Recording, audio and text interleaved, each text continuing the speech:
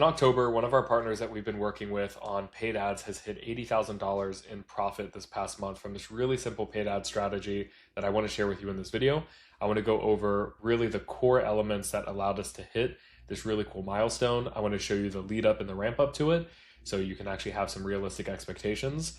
And let's just get right into it. So first things first, I just want to show you the data. So overall from this past month, we spent $29,408. We generated 645 leads, 136 booked calls. This is a higher ticket offer of around $5,000. And then from those booked calls, 61 of them showed up, 22 sales. So there's obviously some small levers and things that we can look at improving immediately if we're looking at analyzing it immediately. However, as a whole, this is great. Spending 29 grand, generating about $110,000 in revenue, $80,000 in profit is really, really great. And this didn't happen immediately over the first month, and I want to show you that lead up because I think it's really important to understand that when you're building a business or when you're trying to grow the business, it's not always linear. From month one to month three, or so on and so forth, it's not always linear. When you're starting to scale spend, when you're starting to bring on maybe more affiliates, more partners, all that kind of good stuff, it's not always linear. There's usually some kinks to figure out, and I want to share with you what we did to kind of break through those plateaus. So that's the data, and let me show you kind of what this looked like over the course of the past month. So this is last month. If we filter back here to September, so let's back up here a little bit.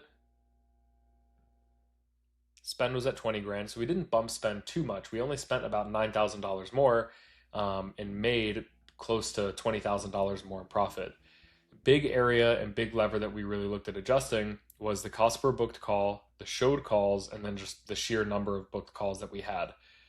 This past month we had 136 versus in September we had 93. And I could even back up. I think I've got data in here for the previous month.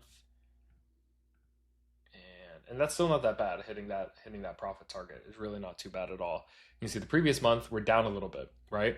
17K spent, 5K in revenue. This is not totally accurate for revenue numbers. I think we were maybe closer to around break even.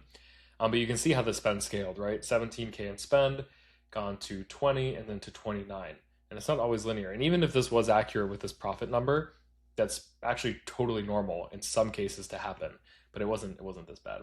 I promise. You can ask the client yourself. But overall, I just want to share that. Before I move on and show some of the ad stuff, if you guys like the look of this dashboard, this is a custom developed dashboard that we've been working on internally for some time now. So if you're interested in it, just drop a comment below. I'll reach out to you, I'll get your email, or just email me. And if you're interested, I can hook you up and you can be like an initial beta tester. Anyway, so that's the data. Now, what actually accounted for this and what can you do in your paid ads to find similar results or to set you up on a path to get results similar to this? It really just comes down to testing. Testing equals more scale. And I really break it up into two different areas. Asset testing with creative, copy, and audience, and then hook and variant testing, different hooks. I want to show you what that looks like in the ad manager, but I think a big thing to understand is with Facebook's new updates, everyone's been talking about this, and I haven't spoken much to it because it's just how I've been operating for such a long time anyway. The messaging in the creative and in the copy is what's going to attract the right person. So the more that you can dial those elements in, the better.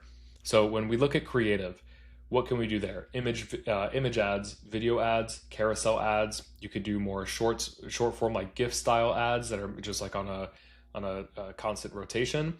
And then from that, you can have a ton of different variants that kind of sprout off of that, right? If you have an image ad, you could do different headlines. If you have a video ad, you could do a different hook.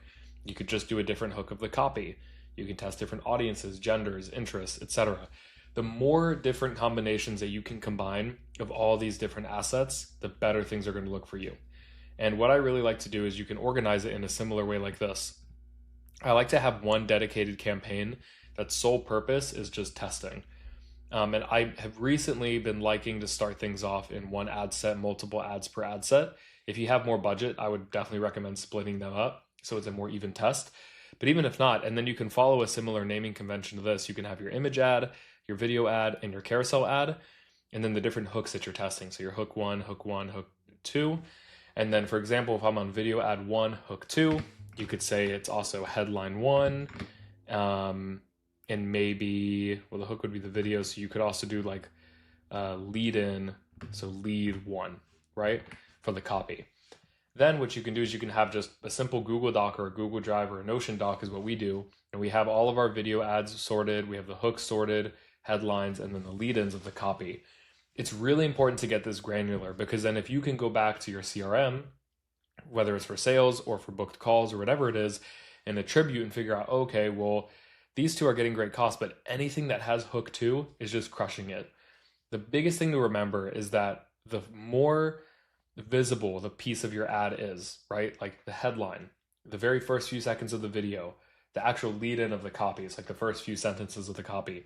That's what's going to make the biggest difference. That's what's going to be the biggest lever for you to make more adjustments and really improve the ads. So yes, creative is important, but don't overdo it. Just change the hook, just change the front end, the first few seconds of the video, or just the headline of the image ad, or even just the colors. Something small like that can make a huge difference, and not enough people do it. In the copy, don't write a whole new piece of copy. Just change the first 3 sentences. Just change the first sentence. That's going to make a huge difference all in itself. Audiences, you don't have to go crazy testing. Just try a different gender. Just try a different age range. Don't even bother with interests. If you're just giving Facebook more opportunities to try different things, you're going to see different results. And as your spend scales, your creative should scale. This is more or less an example, but it should look like this. You should be having more creatives even as spend goes up, right? So like if I were to edit this, if spend were to go up from 30 to 60, your creatives should probably scale more so from like 70 to 100, right?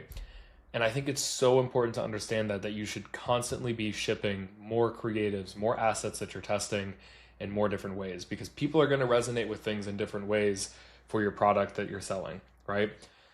So that's really important. Really short video this time around, but I just want to put something out there that's really direct, to the point, and just go start testing. Go start testing different hooks, lead-ins, all that kind of good stuff. I hope you enjoyed this video. More videos to come here in the future. If you have any questions around your ads, I'm glad to answer them below, and I really appreciate you for watching. Be sure to like and subscribe for more.